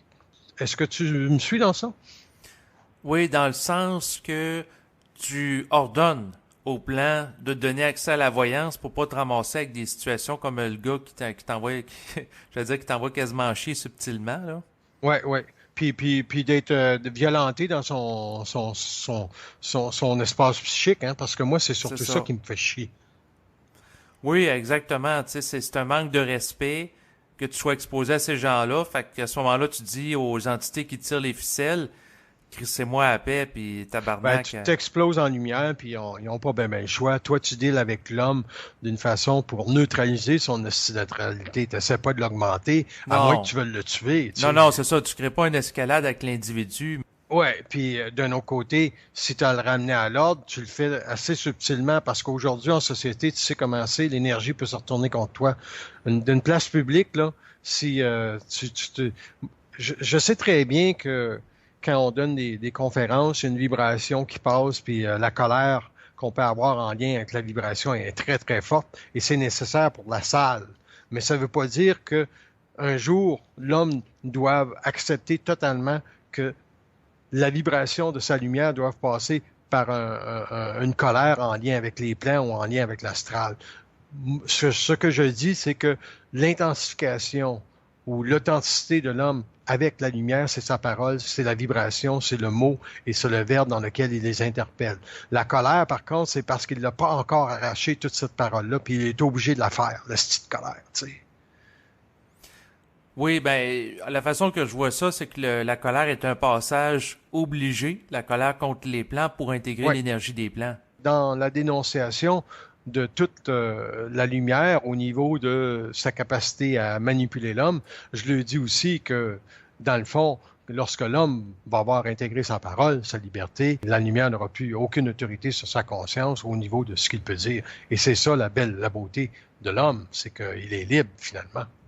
La programmation, elle peut être altérée à un niveau très avancé. Moi, j'ai toujours su qu'à un moment donné, la programmation, c'était ce qui était respecté à la lettre pour une personne jusqu'à temps que le taux vibratoire puisse être augmenté. Mais la nuance que je n'avais pas, c'est à quel moment donné est-ce que on a cette vibration-là pour la confronter, cette programmation-là, d'une manière absolue en ce sens qu'elle n'impose plus d'autorité de temps sur ta conscience. Donc, j'explique. C'est que moi, si tu me demandes est-ce que je vais être public puis je vais pouvoir vivre de ce travail, ma réponse est oui. Est-ce que j'ai le temps et la nuance du temps? Non. Et quand, si supposons, je souffre du temps, ça veut dire qu'à quelque part, je n'ai pas la nuance vibratoire d'avoir assis cette programmation-là dans la matière et de la regarder et qu'elle fasse son temps, mais qu'elle n'œuvre pas sur ma conscience. Est-ce que tu comprends ça? Oui, mais ce que tu me dis, ça revient au principe qu'à quelque part, tu subis la programmation. Non, tu la subis plus. Tu la subis plus. C'est ça que je viens de te dire. C'est que la capacité d'une personne à Oui, intégrer sa réalité psychologique l'amène à comprendre qu'est-ce qu'elle vient faire sur la matière, c'est quoi son mandat cosmique. T'es d'accord? oui, Quand elle est capable d'interpeller sa dimension psychique, c'est-à-dire qu'elle a investigué toutes les confins de sa conscience en lien avec la pensée pure, la pensée astrale, en lien avec son double, en lien avec la capacité du double de l'éduquer, en lien avec sa capacité à elle d'éduquer le double. La personne ne subit plus aucune programmation. Elle est simplement dans l'exercice de son autorité, même si la lumière garde sur la conscience d'une âme, tant qu'il n'est pas immortel, une programmation. Ça se comprend, ça? oui, je comprends qu'à un certain niveau, la personne ne souffre plus psychologiquement la programmation parce qu'elle ne la réfléchit plus Elle, subjectivement. elle n'a plus de lien personnel avec. Quand tu deviens impersonnel, puis Oui. c'est peut-être ça le grand constat de la conscience supramentale, c'est à quel moment l'homme devient-il impersonnel? Tu t'es déjà posé la question? Mais moi, je pensais, tu vois, je suis encore dans le Oui. jeu, là, mais Ouais, ben vas-y avec ton double, oui. vas-y avec ta vibration psychique. Ben, moi, ce que ça me dit intérieurement, c'est quand que l'homme réfléchit plus. Ouais. C'est ça. Puis Oui. comment ça se passe, ce processus-là de ne plus se réfléchir? Ben, ça revient à ce que tu parlais tantôt, l'individu va réorganiser sa psyché. Ouais, ouais. Donc, Puis il va la réorganiser comment? ben, en étant en contact avec sa vibration, au lieu de vivre en fonction de formes mémorielles qui le rattachent au passé constamment. Ouais, c'est ça. Ça fait que il y a une capacité de lumière plus grande qui est augmentée dans son mental, qui fait que toute petite vibration de l'astral, ça rentre même pas. C'est même pas capable de colorer. C'est même pas capable de polariser son éther.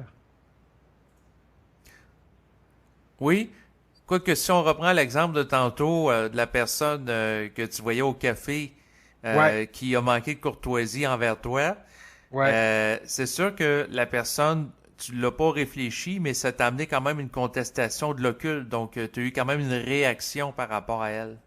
Non, j'ai eu une vibration. C'est pas la même chose. Tu, tu, tu, tu dois faire la nuance entre la vibration et le comportement psychologique de l'ego. C'est quoi la nuance entre une vibration puis une activité psychologique de l'ego? C'est quoi la nuance? Ben, la nuance entre les deux, c'est que si, dans le fond, je comprends ce que tu veux dire, c'est-à-dire que tu n'as pas réagi émotivement à l'autre subjectivement, tu l'as perçu objectivement, mais ça t'a amené quand même à vivre un inconfort énergétique qui t'a décentré. Non, pas décentré. Qui a simplement violenté ma sensibilité dans l'espace-temps dans lequel je me trouvais présentement. Fait que, en gros, une vibration, c'est t'es en haut avec les plans de la lumière et tu comprends très bien que son astral veut te pénétrer, puis c'est bloqué automatiquement parce que tu es dans la vibration de l'événement. Si tu es dans la réaction, tu es toi-même un peu astralisé dans le mouvement. Ouais, donc autrement dit, si tu procèdes par vibration, c'est que tu procèdes d'une manière impersonnelle en étant lié psychiquement avec les plans. Et voilà, Ok, bon. t'es dans le dévoilement absolu de ce qui vient de se passer. Il n'y a aucune réflexion qui peut se passer parce que tu es dans le dévoilement absolu. Exact, donc à ce moment-là, il n'y a plus d'occulte pour toi. Et voilà. L'occulte n'existe pas au niveau d'une conscience vibratoire parce que l'occulte, c'est la capacité de se cacher derrière le mensonge cosmique. C'est une forme. La lumière ne peut même pas se cacher derrière le mensonge cosmique parce que c'est pas une forme. C'est une vibration, la lumière. C'est un feu. Fait que, il y a rien que la pensée astrale qui se cache derrière quelque chose parce que c'est pas une vibration, c'est une énergie, comment que tu l'appellerais, c'est un concentré de merde. Oui, ben c'est de l'énergie coagulée, un peu comme du sang qui va Oui, coaguler. C'est densifié. densifié, c'est de basse vibration. Et quand c'est de haute spiritualité, ben là, c'est subtil, hein, tu le sais. Oui. Fait que là, la personne, elle parle avec un ange, puis elle pense qu'elle parle avec son double. Puis l'ange, il dit, bon, ben, tu fais un très bon travail, on te félicite. Chris, moi, et mon double me dit ça, il va dire, va l'on chier, tabarnak. Je sais déjà que c'est un mensonge, juste le fait que tu dis ça. Pourquoi que je dis ça, tu sais-tu? Oui, parce que tu détectes la colère personnelle et subjective derrière le commentaire. La vibration. Oui, c'est ça, il y a une teinte d'orgueil. Ouais, vouloir aider l'homme, il y a, tu sais, des affaires de même, un sentiment de supériorité. Te transférer un sentiment de supériorité pour penser que tu l'as l'affaire. La lumière a jamais parlé à l'homme comme ça. Et c'est ça le plus beau, si on peut appeler cadeau de la lumière, c'est d'amener l'homme à parler comme eux autres parlent. Sur le même ton vibratoire, où il n'y a aucune réflexion. Puis ma prochaine étude thématique, ça va être ça, hein. Ça va être de voir entre le jeu de la réflexion et le jeu de la vibration et la vibration, n'est pas un jeu, mais le jeu de la réflexion et distinguer la réflexion de la vibration, et etc. Mais pour ce qui est de l'étude présente, un des points intéressants que tu abordes, c'est l'éthérisation de la vie de Oui. l'ego. Et j'aimerais t'entendre un peu plus à ce sujet. Donc, c'est l'éthérisation de la vie, c'est ça? De l'ego? Oui, Ouais. C'est ce qu'on a parlé depuis le début.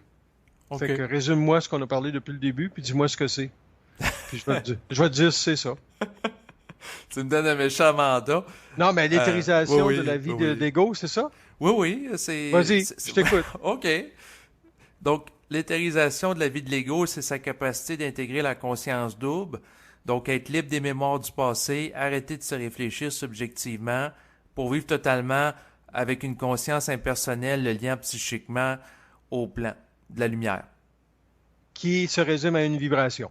Oui, exactement. Donc, vivre en fonction d'une vibration au-delà de la forme, dit autrement. Et voilà, c'est ça. C'est bon. C'est pas compliqué. Tu sais, C'est efficace. ouais, mais tu sais, moi je le sais quand une personne est capable d'être dans sa conscience double parce que le discours est fluide, la vibration est neutre, il n'y a pas d'orgueil, il n'y a rien. L'individu a toujours accès à ses propres réponses.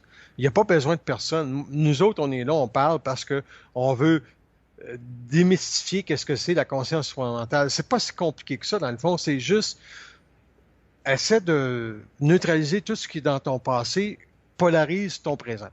Puis après ça, le double se rapproche pour parler avec toi. C'est un peu ça, hein, dans le fond? Oui, exactement. Donc, c'est de se dépolluer des mémoires du passé et des énergies résiduelles qui sont non intégrées. Fait que tu vois, on a pas mal tout. On a-tu déjà tout fait le tour du sujet? Il y avait la question que je trouvais très intéressante que tu soulevais à la fin de OK, vas-y. cet écrit qui est: est-il possible d'inverser le rayonnement du monde de la mort sur sa conscience à partir de la compréhension simple de sa psychologie personnelle? Non, c'est impossible. Faut que l'homme devienne impersonnel. Impersonnel qui veut dire que qu'il ne donne plus d'importance à aucune pensée parce que c'est pas lui qui pense. Dans la psychologie de l'homme planétaire aujourd'hui, c'est lui qui pense. T'es d'accord? Oui. Puis tant que ça ne sera pas inversé, ça ne sera pas compris par l'individu, que la pensée vient d'ailleurs, il ne sera pas capable d'arrêter de se réfléchir. C'est impossible. Donc, autrement dit, tant qu'il ne sera pas pénétré par la lumière. C'est ça, les deux. C'est pour ça que Ouais. l'étude thématique que j'ai fait là, avec toi, c'est cela. C'est pour expliquer ça aux gens. C'est que il n'y a pas 50 000 solutions. C'est que si vous n'êtes pas capable de pénétrer votre vie présente, votre psychologie, votre passé, votre personnalité, la comprendre, vos mémoires qui vous lient à des formes récurrentes de tristesse, vous sortirez jamais d'une conscience égoïque, expérimentale, d'une psychologie limitative pour entrer dans une psychologie évolutionnaire. Puis quand tu rentres dans une psychologie évolutionnaire, tu fais le premier constat que la pensée vient pas de toi-même. Puis quand que la pensée vient pas de toi-même, tu as vraiment la possibilité de mettre en contact avec ton double. Parce qu'il y a un canal au niveau de ta psyché, ton troisième œil qui s'ouvre, puis tu es prêt à ouvrir puis à écouter. Il n'y a pas grand monde qui sont capables d'écouter ce qu'on fait, là. Non, c'est ça. Mais éventuellement, il y aura une confrérie là, des grands hommes et surhommes qui Ouais, vont amener ouais, une ouais. conscience nouvelle. Donc, peut-être avec le temps, on aura un peu plus d'auditrices et d'auditeurs.